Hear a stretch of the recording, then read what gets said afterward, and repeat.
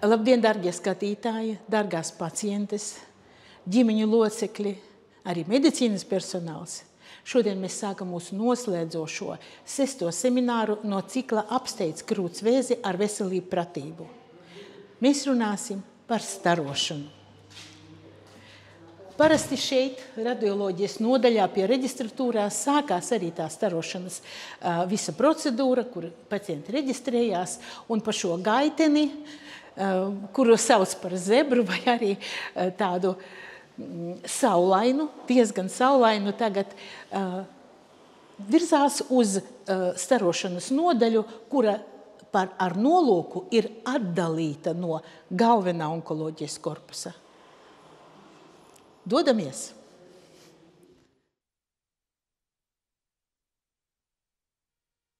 Staroterapija mūsdienās. Es domāju, daudz pacientiem gribās vairāk zināt, ko tad viņi saņem šajā ārstēšanas etapā, kurš parasti ir noslēguma etaps onkoloģijas procedūru ārstēšanā, visā ciklā.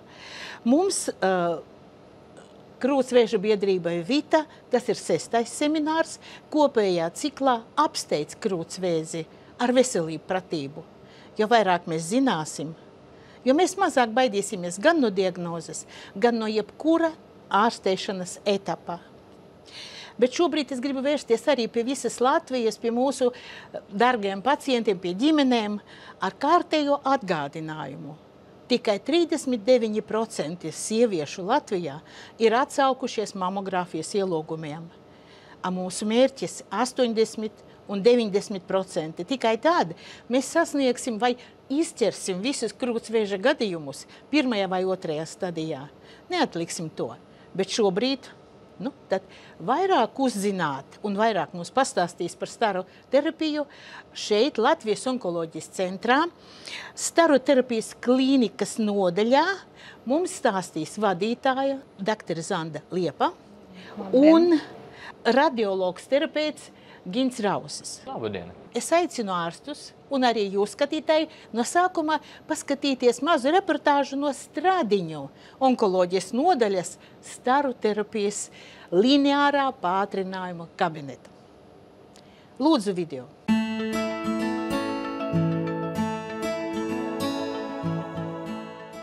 Staroterapiju pielieto ar mērķi samazināt audzēju atgriešanās iespēju krūtī, pagarinot pacienta mūža ilgumu. Tā ir lokāla, vietējā, nesāpīga ārstēšanas metode, kur iznīcina vēža šūnas, neļaujot tām vairoties. Apstarošana tiek veikta no ārpuses, tiek staroti tikai precīzi punkti krūtīs vai to loža ar vai bez limfmezgliem, bet ne viss ķermenis. Staroterapija, ionizējušais starojums fotona režīmā, iznīcinā ļaundabīgas šūnas.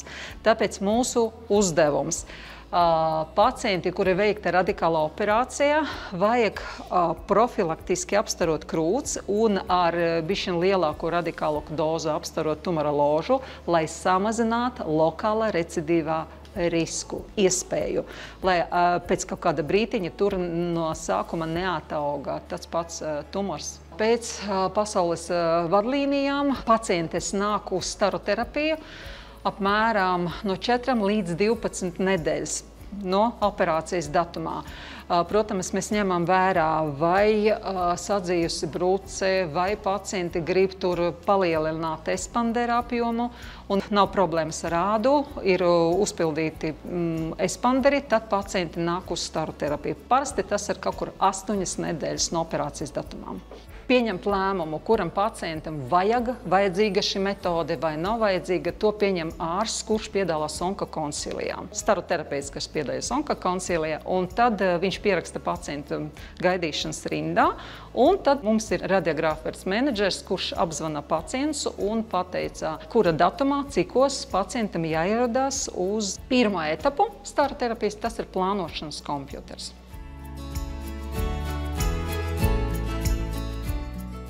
Pirmais, ko mēs sākam, tas ir ar plānošanas kompjūteru, jo mums staroterapijā ir ļoti svarīga arī precizitāte. Ļoti svarīgi, jo tad mēs kompjūteru laikā nosakam to vietiņu, kas mums ir jāsazīmē uz miesas. Tas ir domāts priekš precizitātes un arī domāts priekš plānošanas, turpmākās plānošanas, lai varētu saplānot pacientam priekš staru terapijas. Šeit mēs nopozicionējam pacientu, tad mēs pacientam iemācam, kā viņam pareizi ielikt trubiņu mutē.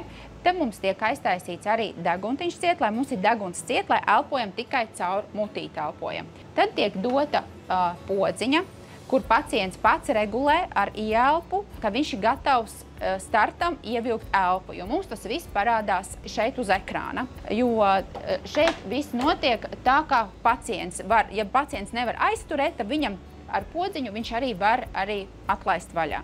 Tad, kad mēs esam visu izdarījuši, kompjūteru uztaisījuši, tad mēs marķējumu veicam pacientam, un pacients tiek izstāstīts un izglītots, kā viņam ir jāsaglabā marķējums. Līdz pirmais staru terapijas kursam jāsaglabā. Tas ir ļoti svarīgi. Ar kompjūteru mēs jau uztaisam, ar elpošanu un kompjūteru mēs uztaisam jau pirmo bildi. Tad mums tiek veikta, tā bilde tiek nosūtīta dakterim un medicīnas fiziķim. Un medicīnas fiziķi sāk plānot tālāk, lai varētu pēc tam, pēc nedēļas sāktos staru terapijas. Tas ir 3D modelis. Mēs veidojam, sakonturējam absolūti katra slaidā riska organas un starojam zonu. Tad mēs skatāmies, mēs šeit starojam kreiso krūti. Šī paciente ir uz ABC tehniku, jauna sieviete. Un starojuma zonā ir supraklavikulāra limfmezgli, ir krūts. Un tad mums svarīgi zināt, cik tad plaušas saņems, lai pateikt pacienti, cik augsts viņi ir risks attīstīties pneimonītām. Un šeit pierakstīti tādi cipari. Tie ir ierakstīti tolerances devas, tas ir pēc pasaules vadlīnijām, un tad mēs uzreiz ierakstām, un fiziķi, kad plāno, viņi skatās. Ja izpildās tolerances dozes, mēs nepārkāpjam. Līdz ar to pacienti mazāk riska attīstīties vai ezofagītam vai pneimonītam, un tad plānu pēc tam doktori akceptē. Ja tolerances dozes neizpildās, kaut kur deg, tas nozīmē, doktori dod rīkojumu, ka vajag pārplānot kaut ko.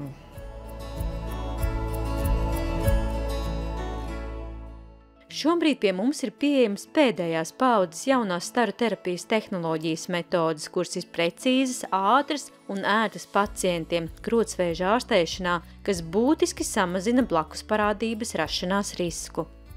Mēs esam tie, kas atbildam par to, lai staru terapijas plāns tiktu izveidots un lai viņš arī tiktu kvalitatīvi piegādāts. Tad mēs savā ziņā esam atbildīgi par tehnisko kvalitāti, par tehnisko izpildījumu.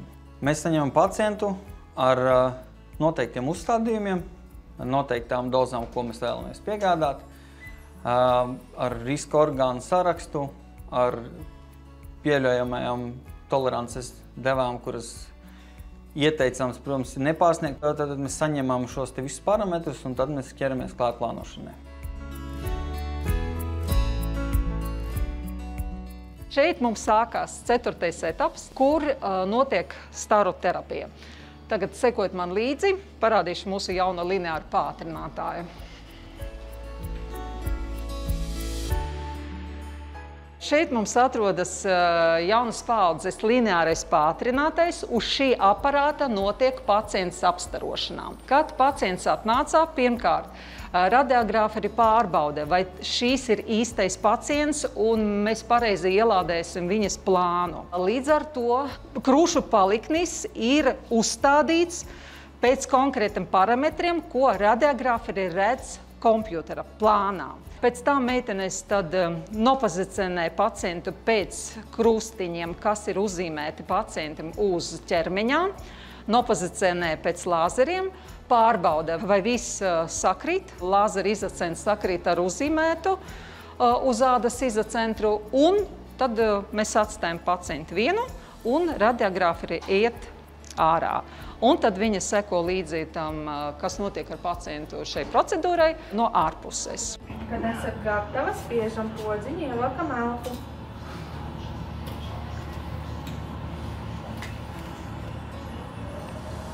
Divdesmit, 15, 10. Atlaižam podziņu, elpojam. Pacients praktiski neko nejūt. Vienkārši viņš redz, kā griežas tas gentrīs viņam apkārt, bet nekāds diskomforts nav. Parasti procedūra, ja tā ir konvencionāla staroterapija pa 2 grējiem, tas viņa aizņem kaut kāds 5, maksimāli 7 minūtes. Ja pacients starots ar ABC tehniku, tur bišķiņi ilgāk. Būtiski, ka visa nozīmētā staroterapijas kursa laikā pacienti nav radioaktīvi un neko paši neizstaro. Viņiem nav jābaidās kontaktēties ar saviem tuviniekiem un citiem cilvēkiem. Var droši iziet sabiedrībā, turpināt savu normālo ierasto dzīves ritmu. Mēs atgriežamies Latvijas onkoloģijas centrā, šeit pie lineārā pātrinātāja, kur arī notiek. Varbūt ir kādi vēl kabineti? Mūsu nodaļā ir 5 kabineti, kas nodrošina staroterapiju krūtsvēža pacientiem. Tātad viņi visi strādā vienlaicīgi, mēs strādājam 2 maiņās, un tās procedūras notiek katru dienu. Un apmēram cik tad pacienti iziet šo starošanas procedūru? Ja mēs runājam kopistiski, tad apmēram vidēji 250 pacienti dienā, bet tātad kāda 3., 4. daļa būs krūtsvēža pacientas. Jā, tas ir liels. Tie 5 lineārie pātrinātāji, tas ir liels skaits. Un ja katrs no pacientiem grib zināt, kas tad ar viņu te notiek, varbūt no sākuma jūsu viedoklis par to tikko redzēto video. Vai ir skaidrs, jums kā ārstiem ir skaidrs, bet kādus jautājumus uzdot pacienti, kas viņam nav skaidrs? Jāsaka, no kura gala lai sāk? Tur bija jāspiež poga. Kaut kāda poga, un tad var elpot vai neelpot. Tā ir viena no atsevišķām elpas aizturas metodēm. Pie mums izmanto mazliet citādāku pieeju, arī gan ar elpas aizturi, bet tur ir bez pogas spiešanas. Tur pacienti mēs vērojam no malas, no ārpuses ar uzliktu. Te arī var redzēt tādu sensoriņu. Šādu sensoriņu uzliek pacientei uz krūškurve. Jā, var pat parādīt aptuveni šādi. Ja? Un tad tālāk jau ar kameru palīdzību un lāzeru palīdzību fiksē tās krūškurvi kustības, un tādā veidā tad mēs fiksējam to elpošanas kustību ietekmi uz krūškurvi. Un tad pacientiem pa mikrofonu arī tad palūdz ik pa brīdim aizturēt elpu, un mēs redzam, kādā līmenī tā elpa ir aizturēta. Ja tas atbilst tam līmenim, kā mēs plānojām, tad mierīgi starošanu veids. Ja tā elpa ir pa maz vai pa daudz, tad pacientei arī pa mikrofonu mierīgi pasaka to. Un man vēl jautājums, kas tas ir ABC metode vai tehnoloģija, pēc kuras notiek krūts starošana? Tā ir saistīta ar elpošanas kustībām. Ja? Tā kā dr. Rauss jau teica, ir tāda metode, ko izmanto, tā ir attālināti. Tad paciente pati nekontrolē, viņa klausās, ko viņai saka. Ir otra sistēma, kas ir digitāla, kur pacienti pati kontrolē, kad viņa var ievilkt elpu, cik viņa ilgi var aizturēt elpu un cik viņa ilgi nevar aizturēt elpu. Ja? Tā ir viena no metodēm, kas palīdz pamatā viņi izmanto pie kreisās krūts apstarošanas vai appusējas krūts apstarošanas, kas palīdz pasargāt sirdi no apstarošanas. Tātad ievelkot elpu, plaušas paplašinās un sirds tā kā noiet uz papēžiem, kā mēs jokojamies savā starpā. Un tādā veidā tas ir daudz drošāk priekš pacientes un daudz vienkāršāk priekš mums aprēķināt staroterapiju. Ja pacienta nevar aizturēt elpu, nevajag satraukties. Tad satraucamies mēs, tad mums ir jāsarežģī sava dzīve un daudz sarežģītāks plāns. Mums ir vienkāršāk, ja pacients spēj to izdarīt. Bet nevajag tiešām, jo ir daudz, kas satraucās, ka tiešām nevar aizturēt, tad man tā būs slikti un es nevarēšu neko vairs izdarīt un tagad man būs komplikācijas un tā tas nav. Tā ka visas metodas, kas tiek pielietotas, tas tiek pielietotas priekš pašas pacientes labā. Ja? Viņas ērtībām. Ja? Tur ir tādā ziņā, tā ka pacienti netiek palaista vaļā vai netiek nostaroti, ir visādas metodas, sarežģītākas un mazāk sarežģītas, bet viņas viss tiek pielietas. Dr. Liepa, bet kā mēs pasargājam, šobrīd jūs garantējat sirds drošību, bet kā tiek pasargātas tomēr plaušas vai tomēr kaut kas tiek plaušām? Tiek un tiks, tādas metodas nebūs pagaidām izgudrotas, lai varētu nostarot tātad pašu krūti, neskarot plaušas. Jo viņas ir ļoti tuvu un ir pieļaujamās normas, kuras drīkst izmantot droši, kuras nākotnē pacientei neizraisa nekādas fiziskas vai pieņemsim, kas mēs tramvajam varēs skriet pakaļ, ja? Pēc visām ārstēšanas metodēm, bet ir kaut kāds pieļaujamais norma, kuru drīkst, un tad tas ir droši. Jo savādāk, ja mēs pasargājam plaušu, mēs nenostarojam pilnībā krūti, tad ir jautājums, ko tad mēs īsti daram. Ja, tad varbūt, ka tomēr mums vajag nostarot krūti, lai viņš neatgriežās, bet neliela daļa no plaušas tiek nostarot. Otrām kārtām ir vēl otra plauša. Pacientiem ir divas plaušas, pāra orgāns. Tātad video ierakstā mūsu pacientes dzirdēja tādu devu vai tolerances dozu, un vispār kas tas ir tolerances doze, un kas ir tie divi greji. Kāda ir tā pieļaujamā deva, kuru nekad staroterapijas radiologi nepārkāp? Šī ir lieta, kur visticamāk ir mazliet vairāk tad jāiedziļinās, jo sāksim ar vienu daļu, tas būtu par tolerances devām. Respektīvi, tas jau, ko doktori Liepa pieminēja, tās tolerances devas arī ir tās zināmās devas, ko katram orgānam drīkst piegādāt staroterapijas laikā, lai principā neizraisītu nekādas tādas ilgi spēlējošas sekas. Ja? Tā pašā laikā tās tolerances devas katram orgānam ir arī citādākas, teiksim, un dažādos starošanas apstākļos arī ir citādākas. Teiksim, tas, kas ir pieļaujams starojot krūtis, ir cita deva, ja salīdzina ar to, kas būtu, ja starotu, teiksim, pašas plaušas. Ja, tādā ziņā. Arī tas nav tāds akmenī cirsts lielums, kas ir pavisam konkrēts viens skaitlis. Bet jums tie likumi ir un jūs tos ievērojat? Protams, jo mums ir katrai teiksim, staroterapijas lokalizācija, respektīvi, vai tas būtu krūtsvēža pacienti, vai tā būtu, teiksim, plaušu vēža pacients vai kāds cits, ir zināmas konkrētas tās devas, kuras tad nedrīkst pārsniegt. Un kādas tas ir krūtsvēža gadījumā? Visbiežākās, kurām mēs sakojam līdzi, tās ir plaušu tolerances devas un tās ir sirds devas, kā arī blakus esošās veselās krūts dziedzera devas, ja, un arī muguras smadzenēm parasti sakojam līdzi. Un tad jau atkarībā, ja ir tūmā vēl kāda no tādiem vēl riska orgāniem, tad arī tos mēs plānošanas laikā, ja parādās tāda vajadzība, tad pieskatām. Vai es pareizi saprotu, jo bīstamāk ir tad saņemt šos grējus vai to starošanas devu, ja ir vēlīni diagnosticēts krūtsvēzis, bet ja agrīni, tad mazāk to Principā tā tas arī sanāk, jo agrīni diagnosticējot, tās būs agrīnas vēža stadijas, kad tas apstošanas lauks pamatā ir visa krūts tikai. Ja? Tiklīdz ir izplatība limfmazglos, bieži vien nāk starot arī limfmazglu zonas, kas nozīmē padusas zonu, kas nozīmē daļu no limfmazliem uz kakla pusi, kas ir supraklavikulārie limfmazli. Respektīvi, tās starojamais lauks paliek daudz plašāks un gribot, negribot, sanāk lielākas devas piegādāt arī veselajiem audiem, kas turpat tās blakus ir. Ja?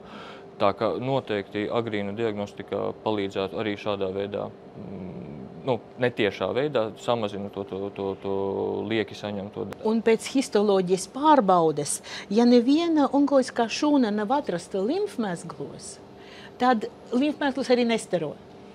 Gandrīz vienmēr tā sanāk. Ir atsevišķi gadījums, ja runa ir par ķīmijterapiju. Ja pacienti līdz tam ir saņēmusi ķīmijterapiju, bet pirms tam ir bijuši apstiprināti mezgli jau pozitīvi, kuros ir tās audzēja šūnas, tad reizēm tāpat nepieciešama starpterapija profilaktiski, jo mēs, diemžēl, nevaram garantēt, ka visos limfmazglos visas šūnas ķīmijterapijas iespējā ir gājušas bojā.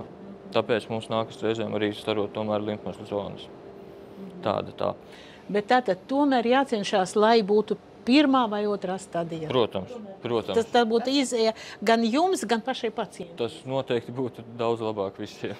Tagad vēl, kāpēc uz staru terapijas procedūrām mēs nākam pacientiem? Ir jānāk katru dienu, tās ir vai mēneša laikā, vai pusotra mēneša laikā. Procedūru skaits ir diezgan liels. Kāpēc ķīmijterapija mums tikai reizi mēnesī, un mēs, tā kā teikt, ilgstoši, varbūt 6 mēneši, varbūt 8 mēneši. Un tad tikai, kad iziet ķīmijterapija, tad pēkšņi katru dienu staru terapiju. Kāpēc tik bieži? Ja ķīmijterapija ir sistēmiska ārstēšana, kur ievada to medikamentu un viņš pakāpeniski riņķojot pa organismu, viņš nonāk visās šūnās, bet pamatā strādā uz tām audzēju šūnām. Ja? Un līdz ar to viņiem tie ievadas laiki, lai tās ķīmijterapijas koncentrācija būtu asinīs, ir dažādi un viņi jebkurā gadījumā ir ilgstoši organismā saglabājas. Staru terapija turpretī strādā lokāli. Ko tas nozīmē? Tas nozīmē, ka mēs principā, kā vismaz savām pacientiem cenšos teikt, mēs strādājam tur, kur mēs starojam. Pārējo organismu mēs principā neietekmējam. Un tā ir viena no daļām, ja, un kāpēc ķīmijterapija mazliet citādāk strādā otra daļa. Katru dienu jānāk. Un otra daļa par to, kāpēc katru dienu. Mēs varētu idejiski nosarot arī ar vienu lielu devu vienā reizē, bet, diemžēl, tādā veidā mēs nekādā veidā nevarētu pasargāt ne plaušas, ne sirdi, neko, kas ir blakus.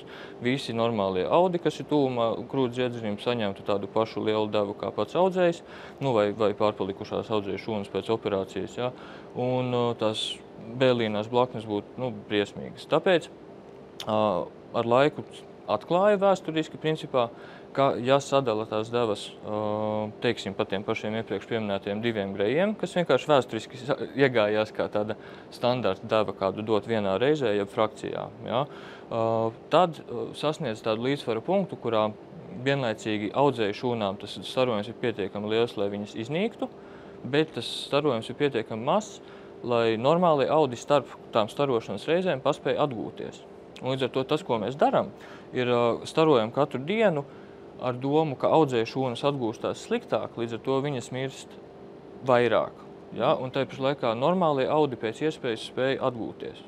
Tāpēc ir vajadzīgas tās daudzās reizes, nevis, ka to izdara vienā reizē vai 3 vai 5 reizēs, ko vienkārši normālie audi nespēja tad īsti labi atgūties.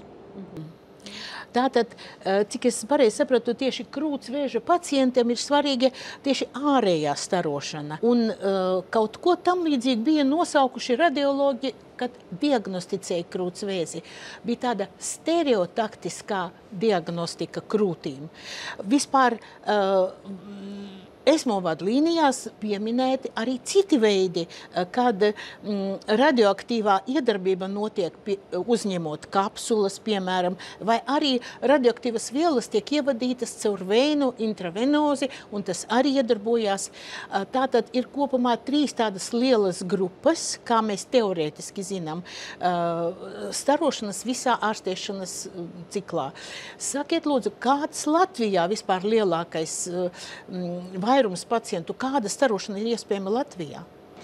Latvijā pamatā 99% gadījumā ir iespējama distances, tātad ārējā staru terapija, tātad avots atrodas ārpusē un pacients guļ uz galda, ja? Tātad ir tā ārējā.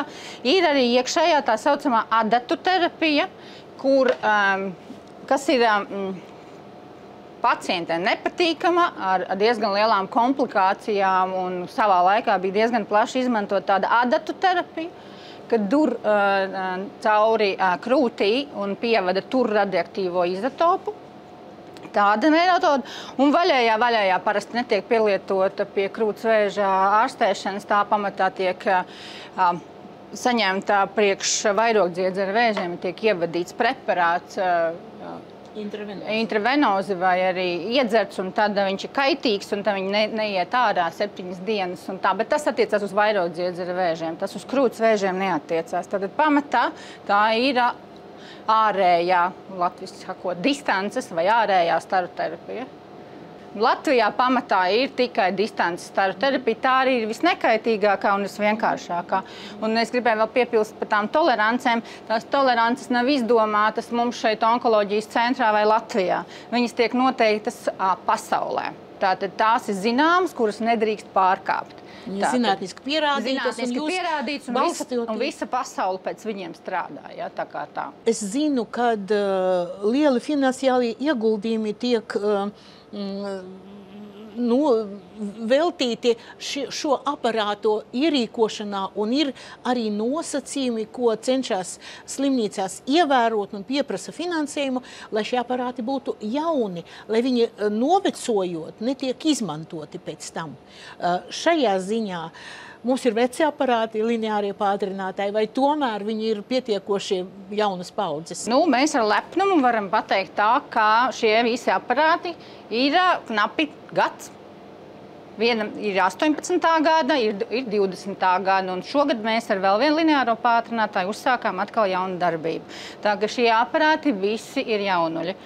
Jā, teiksim tā, mums vecu aparātu vairs nav, paldies Dievam. Es zinu, ka Stradiņu slimnīca arī ļoti cenšas, lai arī viņiem būtu nenovecojoši aparāti. Jā, viņiem arī ir jaunās paudzes, arī tagad viņiem ir jauniņi tie aparāti. Manuprāt, ka viņi arī nav vairāk kā 2 gadi un 3. Mums ir, paldies Dievam, ir atvērušās acis, ka tomēr vajag nomainīt šos aparātus, ka mūs sadzird beidzot un ka mēs bijām gatavi uz nomaiņu, jo reiķināt mums jānomaina ir 5 lineārie pātrinātāji. Tas ir grūti, jo tajā laikā, kamēr maina vienu aparātu un tā maiņa ir pusgads līdz gads, ja, tas nav tik vienkārši, jo viņi ļoti sarežģīta tehnika.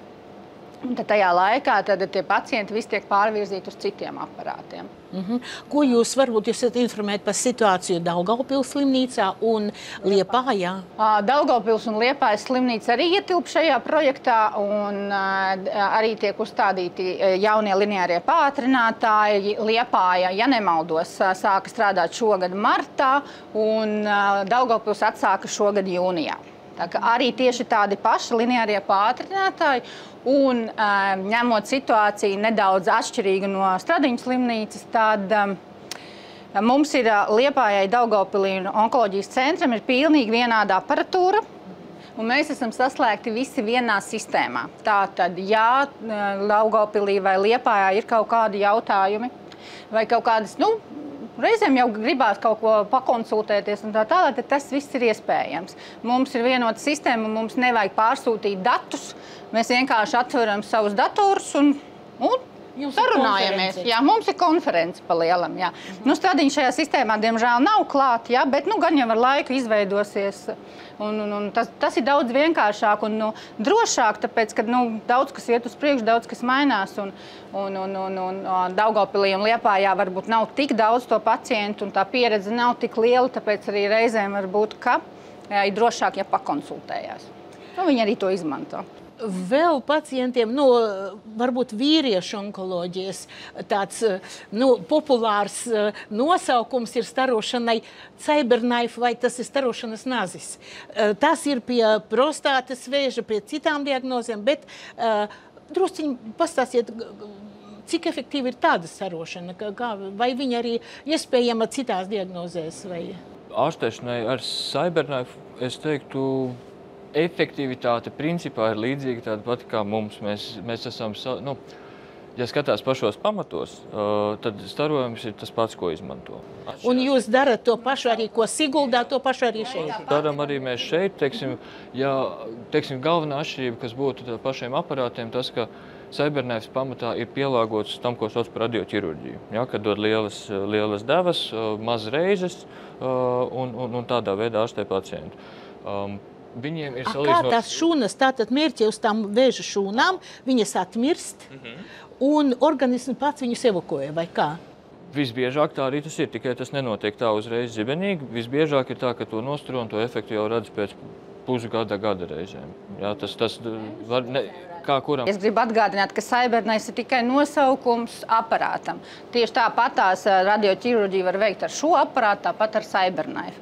Un pie krūtsvēža biežākais, kad viņi pielieto, diemžēl, tad, kad ir metastāzes, piemēram, galvas smadzenēs, kad operāciju nevar veikt vai negrib veikt, ja, tad efektivitātes citu arī ļoti laba reizē. Tātad ar lāzeru punktu veidā tiek lokāli, tikai tas uz to vietu. Tā metastāze tiek tā kā ar lāzeru izgriezta vai nomērdēta. Tā, lai saprastu, tā varētu arī tā tiešām teikt īstenībā.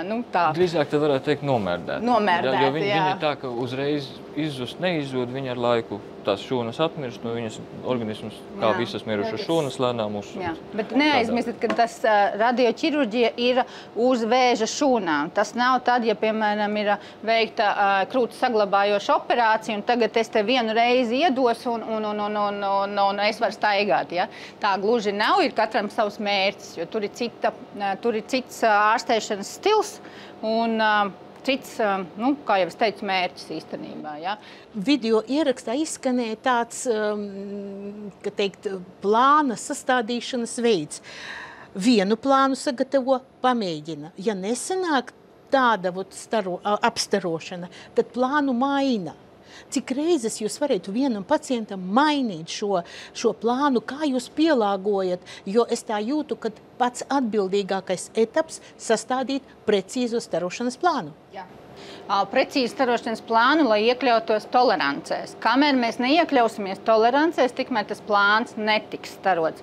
Ir tā, ka parasti ļoti bieži ar to pamatā nodarbojas medicīnas fiziķi.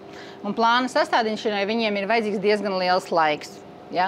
Tātad viņi izveido plānu, mēs saskaņojam, apstiprinam savā starpā. Jūs esat terapeiti, radiologterapeiti atzīst, ka tas plāns derīgs. Tālāk tas plāns tiek atdots medicīnas inženieriem, kuri pārbauda, vai tiešām tas aparāts dod ārā tieši to, ko mēs esam saplānojuši. Un ja viņš nedod ārā, vai viņš, piemēram, nav pareizie leņķi vai pagriezieni, ja, tad tas ir jāpārtaisa. Tad pacients netiek uzsākts starot, tad atliek uz 1 vai 2 dienām. Bet jāsaka tā godīgi, tādas reizes ir ļoti, ļoti maz. Kad vajag 2 reizes sastādīt plānu. Jā, tāpēc, kad mūsu medicīnas fiziķi ar ļoti, ļoti lielu pieredzi ir, un vecākie kolēģi palīdz jaunākajiem kolēģiem, mums tā, reti, kad ir bijis.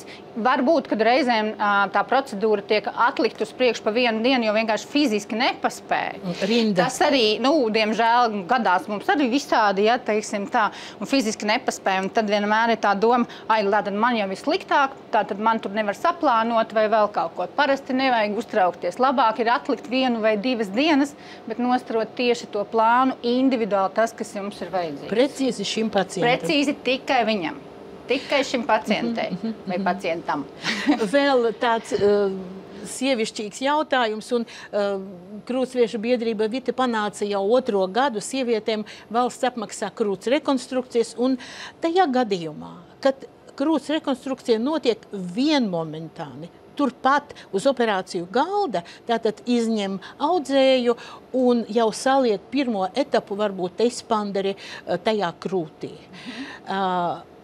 Un vai ir kaut kāds laiks ķīmijterapija, vai arī uzreiz pienāk laiks arī starošanas etapam. Kā tādā gadījumā notiek starošanas procedūra, ja tur ir ielikts svešķermenis? Jāsaka godīgi, ja pirms šiem jaunajām aparatūrām bija tā, ka ja bija expanders, tad mēs staroterapiju neveicām vispār. Laikam ejot uz priekšu, mēs ar expanderu varam veikt šīs procedūras, tikai ir nosacījums, ka tās expanders, kas tiek uzpildīts ik pa laikam, viņam jābūt uzpildītam līdz galam. Tātad līdz tā vietai, ko pacienti to lielumu, kādu viņa grib. Jā, teiksim, tad tikai staro, jo nevar būt tā, kad iesāk to starošanu, un tad pa vidam uzpilda, un viņš paliek lielāka tā krūts, bet mums ir plāns pavisam uz kādu citu. Ja? Tas ir viens ar vienu momenta. Plastiskajām operācijām ir atkarīgs no stadijas. Ja tā ir pirmā stadija, tad starošana nav vajadzīga. Bet tas ir tikai pie nosacījuma pie pirmās stadijas, kur ir T1, N0, M0. Te atkal ir tas, jā. Un šeit es pat atļaušos varbūt iestarpināt savu viedokli, kā Krūtsviešu biedrības vadītājs viedokli. Ar 30 gadiem, ar 40 gadiem, mīļās dāmas, meitenes, draudzenes, palūdzam norīkojumu pie ginekologa vai pie ģimenes ārsta, un par valsts iemaksu, par pacienta iemaksu mēs izejam mamogrāfiju vai arī ultrasonogrāfiju krūtīm, lai agrīni diagnosticēt maziņāko veidojumu, kas krūtī varētu būt. Tātad šobrīd mēs atvieglojam darbu gan ārstiem, bet pats galvenais noņemam liekas rūpes pašas sev. tad, kad tiek taisīta mastektomija, ir ādas saglabājoši un ielikts tas implants. Tas ir tikai tad. Tātad, meitenes, nebaidamies arī pēc 30 gadiem, ja būs vajadzība, jums rekonstruēs krūti, jums viss būs pēc tam labi, un es ticu, ka mēs arī precizēsim, kad, ja vajadzēs arī otro krūti simetrizēt, tātad pieveidot pēc tās operētās krūts, to arī valsts apmaksās. Šobrīd te nav skaidrību līdz galam, bet tas arī ir un būs, es tam ticu, un šobrīd mums svarīgi līdz pašam pēdējiem ārstēšanas etapam, līdz starošanai, iziet maksimāli viegli, maksimāli gudri. Nu, tāpēc mēs arī veidojam kopā ar mūsu operātoru brigādi un režisoru, mēs veidojam šo ciklu, apsteidz krūtsvēzi ar veselību pratību. Komplikācijas. Steroterapija mums, īpaši sievietēm pēc krūts vēža, izraisa apdegumus. Un vai modernāki vai labāki ir kaut kādi līdzekļi, kuri samazina pēc tam to vietu, kur ir apdegusi? Nu, pirmkārt, lai apdegumi neveidotos, ir jānāk laicīgi izmeklēties, lai veidotos mazā stadija un daudz mazākā būtu starošana. Tātad reizes, jo mazāks reizes un mazāks komplikāciju risks. Kā jau dr. Rauss teica, arī tad, ja tā ir 3., 4. stadija, tad komplikāciju risks ir lielāks, jo ir lielāks staroterapijas lauks. Par apdegumiem, jā, viņi veidojās. Īpaši, ja ir mastektomijas rētas, bez tiem nevar iztikt. Apdegumu pakāpi nosaka gan arī pacienti, kas ir līdzestīga un tomēr ieklausās to, ko doktors saka, nevis to, ko... Jūs iesakat ziedi, jā? Jā, mēs iesakam ziedi, mēs iesakam, kā ir jāmazgājās, mēs iesakam, kas ir jāvalkā. Bet, nu, nav jau noslēpums, kad...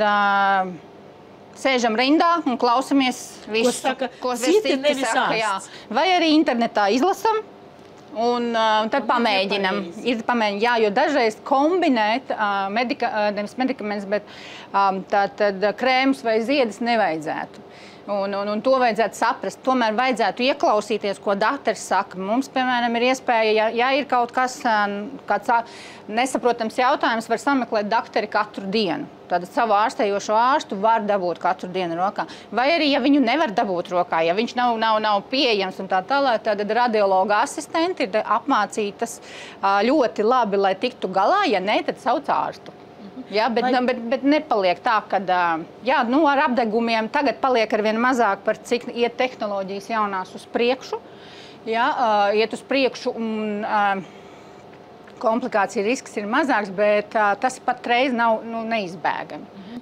Vai atkal, ko es biju dzirdējusi, tādi plāksteri, līdzīgi piparplāksteri, bet maigi plāksteri pret apdegumiem. Vai tādus var lietot, vai tomēr tas arī no sērijas kaimiņiem nepateica? Jā, nē, viņi tādi bija un pieejami. Viņi gan ir vairāk domāti, tad, ja tiešām tie apdegumi ir diezgan lieli, jo viņi caur viņiem var starot, un tur ir tā... Un ar viņiem var mazgāties? Nē, viņi neturās, ar viņiem nevar mazgāties. Diemžēl nevar mazgāties. Viņus var neņemt 2 dienas nost. Tas gan fakts, ja? Jo tad arī pie apdegumiem nav mehāniskās berzes, tad līdz ar to viņš viņu pasargā. Ja? Bet mēs tagad pēdējā laikā neesam izmantojuši vispār. Nebija tādu gadījumu? Pēdējā laikā nebija vajadzības tādas, ja, teiksim tā. Vai drīkst vilkt paralēles ar ķīmioterapeitiem? Jo ar ķīmioterapeitu pacienti satiekās tieši pirms procedūras.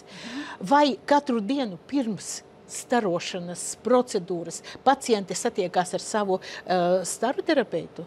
Cik bieži? Cik bieži. Tātad tā ir pirmā konsultācija vispār ir ar ārstējušo ārstu, lai izrunātu, kāda staroterapija varētu būt, jo vēl plāns nav gatavs, bet varētu būt. Cik reizes tas būs, tas ir atkal atkarīgs no stadijas, ja, jo lielāka stadija, jo vairākas reizes. Pirmā reizē izrunājam. Un tiekamies otrajā reizē, mēs tiekamies tad, kad tiek taisīta tā kompjūtera topometrija, tā sagatavošana, tur, kur mēs izvēlamies jebkura veida imobilizācijas iekārtas. Tā ir viena pēc nedēļas tiekās atkal ar doktori, kad ir pirmā uzlikšanas procedūra. Nu, un tad pēc tam pacients pats paliek patstāvīgs. Tātad nāk tikai uz procedūrām. Un konsultants tur strādā, ja? Tur ir strādā radiologa asistenti, ja, 2 vai 3 radiologa asistenti. Un pacients nāk uz savām procedūrām savā noteiktā laikā. Ja ir kaut kādas problēmas vai komplikācijas, vai pēkšņs jautājums, vai vēl kaut kas, vienmēr vai nu var pieklauvēt pie doktora durvīm un pakonsultēties, vai arī pierakstīties uz konsultāciju. Ja? Tā kā es pamanīju, radiologa terapeita kabineti nav tur dziļumā aiz visiem gaitiņiem, bet pašā sākumā netālu no liftiem pirmajā stāvā. Jā, tā kā jūs varat iet... Jūs esat sasniedzami. Jā, mums nav bijis nekad, kad atteiktu. Jā, varbūt, ja tajā dienā ir ļoti, ļoti daudz pacienti, varbūt kādreiz atliekās uz nākamo dienu, bet tā manā praksē nav bijis problēma. Tikai jāpalūdz. Jāpalīdz. Nu, gadās jau arī, ka koridorā noķer un pajautā kādu mazo jautājumu. Ja, teiksim, tā. Manas durvis atrodas vispār pretī kabinetam, tā katru dienu kāds kaut ko pajautā, bet tas tā, lai sirds mieram īstenībā, ja, tā būtu. Varētu, tā atkal zinkārīgi, Austrumu slimnīcā kopējā šajā daudz slimnīcu tādā ģimenē ir arī apdegumu centrs. Vai bija vajadzība vērsties jūsu pacientiem Biķerniekos, kur ir tas apdegumu centrs? Jāatzīstās, jā. Ir bijis kādreiz ļoti bieži, nevis ļoti bieži, bet tad, kad bija lielās stadijas, kur ir mastektomijas taisītas, ja tām meitenēm gāja visgrūtāk. Un tad parasti arī vēl visgrūtāk iet vasarā. Ja vasarā ir karsti, grūti, kāds vēl neievēro režīmu un grib vēl pasauļoties, ja, tad jā. Priekš kam? Lai būtu brūns un smags, Pateiksim, viennozīmīgi sauļošanās starošanas periodā aizliegta. Aizliegta. Starošanas periodā, un es teiktu, vēl 6 mēnešus pēc starošanas, kamēr neatjaunojās āda. Ja, jo ilgāk, jo labāk. Šobrīd es aicinu ārstus arī vēlreiz pateikt, ko mēs finālā ieteiksim sievietēm un krūtsviešu pacientiem.